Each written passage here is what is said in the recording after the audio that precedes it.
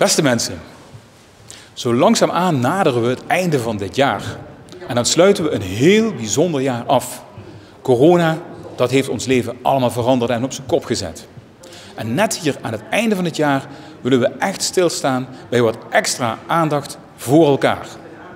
Aandacht voor elkaar wil wat ons betreft zeggen een hart onder de riem.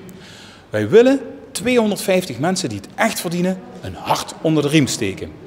Maar wie zijn die 250? Dat is de grote vraag. U kunt die mensen nomineren. En dan denken we aan mensen die als mantelzorger opgetreden hebben, als mensen die in de zorg gewerkt hebben of mensen in de beveiliging. Mensen die juist door corona getroffen zijn, misschien wel heel erg eenzaam zijn en die toch overeind zijn gebleven en moed hebben gehouden. Waar u van zegt van ja, die zou ik heel graag een hart onder de riem willen steken. Ga dan naar onze website. Kijk daar naar de link om Venray een hart onder de riem te steken. En vul daar in 2 regels in waarom dat u vindt dat hij of zij zo'n hart onder de riem verdient.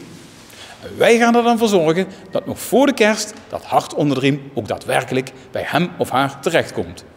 Dankjewel hoor en we zien graag uw oproep tegemoet. Dag!